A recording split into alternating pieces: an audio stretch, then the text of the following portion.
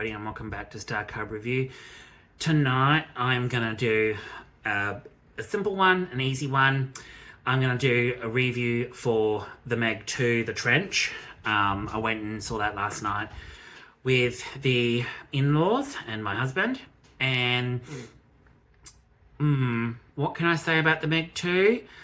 You'll just have to wait and find out. Now, before we get into it, I just wanted to say a big thank you to everyone that is still tuning into my videos, has been waiting for new content.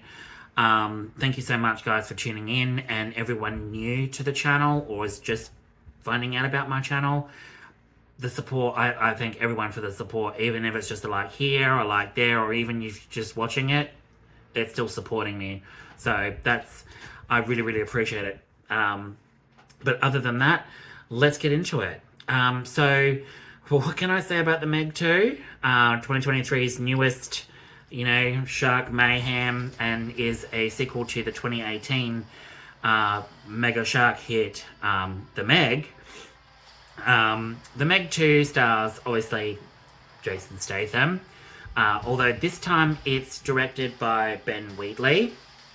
Screenplay by John Hober, Eric Hober, and Dean Jorgaris. Story by Dean Jorgaris, John Hober, and Eric Hober. And it's based on The Trench, the novel The Trench, The Meg or The Trench, by Steve Alten. I've not read any of his books, but I've heard they're really, really good. So I plan to do a read of those at some point. I've got so much to read at the moment, it's just ridiculous. But other than that, it stars Jason Statham, Wu Jing, Sophia Kai returning. She's a returning cast member. The little girl from the 2018 one, she returns. Paige Kennedy, Sergio Perez Manchetta, Skylar Samuels, and Cliff Curtis. And other than that, it basically follows the same premise where, Jason Statham and everybody has to fight, a Meg, but instead it's not one Meg or two Megs, it's four. Well, three. Three to start with, and then there's a fourth one. And it's basically set after the 2018 one, which is set 10 years after the first movie. And I can honestly say, I do have my gripes with the Meg 2. I do. I have my gripes with it. As much as I have my gripes, at the end of the day, it is fun. I had lots of fun with it. It is fun, it is dumb, and it is absolutely ridiculous. It's got lots of chomping action. It's got lots of jet skiing action. It's got octopus action. It's got some sort of dinosaur, velociraptor, lizard action in it as well. And all this mayhem that comes from the bloody trench. But I do have my gripes with it. And the fact that we start off with it set 10 years later, but we find out that Li Bingbing's character from the first one is subsequently not in it. I'm not going to give any spoilers away, but it just hits you straight away with it, and she's not in it, and it doesn't really explain why. It doesn't give you any flashback as to why. And then, of course, it gets into the whole thing of, we've got Manor 1 station returning, and this is obviously set 10 years later, so there's more sophisticated technologies, and obviously the Manor 1 station from the first one has miraculously changed into something completely different in this one. But it's also, there's a thing where they now have a baby Meg, and it never gets really explained why this new group of people have this particular Meg, and it's being trained, but it doesn't really explain very well where they got it from. It doesn't it doesn't transition very well between the first one and the second one. And I found Jason Statham's character, Jonas, very, very wooden in this one. He wasn't as, I don't know, it's really hard to describe. His scenes were very, very wooden in some parts. It just didn't translate very well. And I do like, there's some funny action comedy stuff in this, but it does tend to lean heavily into some of the comedy elements more so, as well as having chomping action and everything else, screaming, "Ah, a shark, no, not one shark, but a whole bunch of sharks," megalodons. But it just didn't transition. I think it didn't transition very well. And then you've got Sophia Kai, her character returning, the little girl. She returns. And then there's a new one in it, which is her uncle, played by Wu Jing.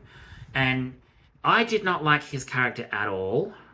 Wu Jing plays Ju Ming Zhang.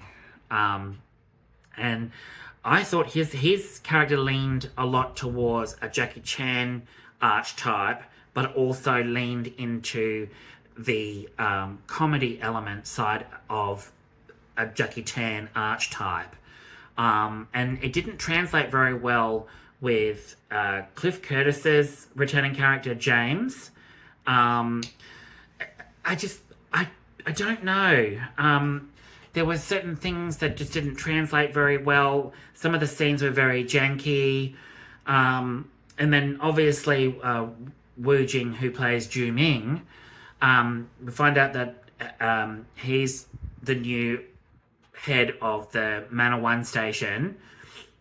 And he's the brother to the sister, Su Yan, which was played by Li Biming. And the chemistry was already gone because you don't have her with Jason Statham's character Jonas, so that chemistry is already lost. And I feel like a lot of the transition from the first one to the second one was just so janky. They didn't get the point of the first one at all, and it's like they completely forgot all the shit that happened in the first film. So it involves, a shark that's being kept in captivity, one of the Megs that's been kept in captivity, that's a baby. Then you got the other nasty ones. And then, of course, you got half the film set in the trench. Now, the trench part of it was some things were pretty intense. So I did like those sort of elements. But then when it comes to the second half and the later half of the film towards the end, there were some really good parts in it, and then there were not some. So there were some very janky parts. The CGI in it was absolutely terrible. You can definitely tell they didn't crisp up the CGI enough. I mean, 2018's one, the Meg, had amazing CGI in it where you couldn't even tell the difference. They had all the textures and that to make it look like a real shark. This one, some of the textures on the different Megs just looked too obvious. There was the octopus, the battle between the octopus that comes up in the latter half. The CGI tentacles just looked absolutely awful. They hadn't done any textures. They hadn't melded them and made them look more crisp and clean and lifelike. It just looked awful. But like I said, it is dumb, stupid, fun. It's a movie you go to eat popcorn and go, yeah, the sharks are chomping on people. Yeah, that person died. Oh yeah, this person died. But other than that, I had a good time with it. But I felt like they really that Ben Wheatley did not really get the point of the first one to better it. It's not bad. I'm not saying it's not a bad film by any standards. It's fun, dumb, and you move on. But 2018's The Meg, I think, was really well done. And I'm disappointed Ruby Rose didn't return. I'm surprised that Li Bingbing didn't return. So it's completely wiped. Those two off. But yet you've got Cliff Curtis who returns. His character returns. So it's kind of like, well, why didn't Ruby Rose return? Why didn't Li Bingbing's character return? So there's all these elements, and I hate to say it, but Sophia Kai, who plays Mei Ying, she did a really good job, but I have to say, girl, who did your hair? That is a real bad wig. A really bad wig.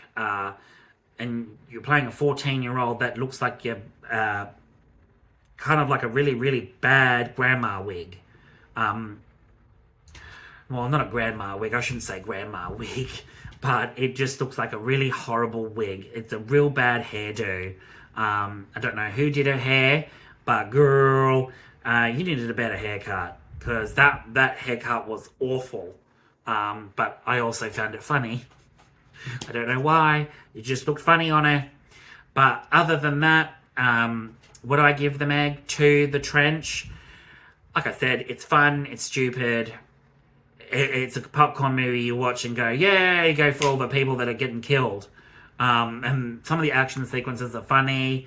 So it does put in, and they do, there's a couple of scenes where they do make a reference and poke fun at Jonas's, Jason Statham's character, Jonas. Some characters poke fun at his deviated septum in the movie because of the way that he breathes. And the funny thing is, in real life, I think that was a play on joke, because in real life, Jason Statham does have from what I've heard and read, is that he has an actual deviated septum. That's why he does the heavy breathing, and, in certain action movies and that, he has difficulty.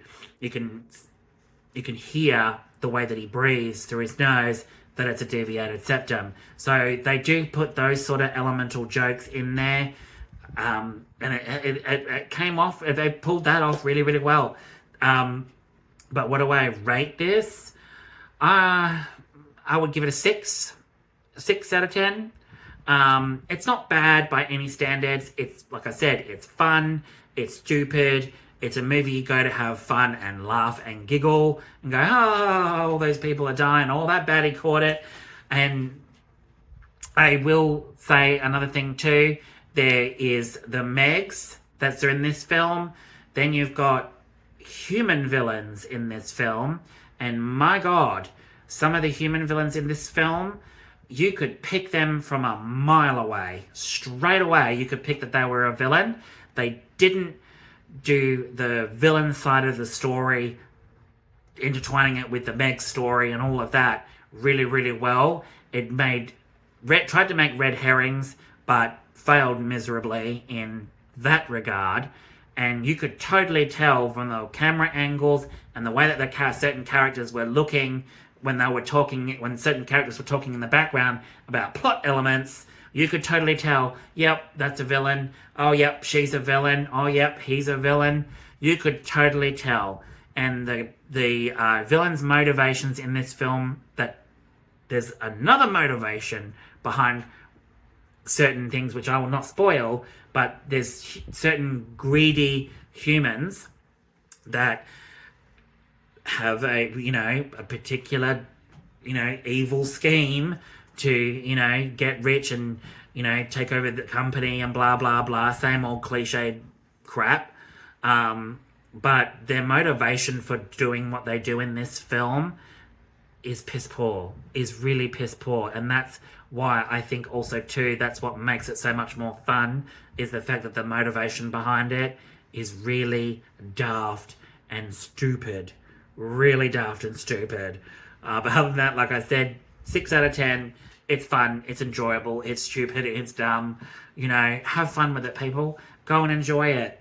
Because 2018's, that was balls to the walls, nuts, chomping shark action. And it's like It's a huge giant shark, people. Enjoy it. You know, the movie doesn't take itself seriously. In actual fact, it slaps jokes in the face of it.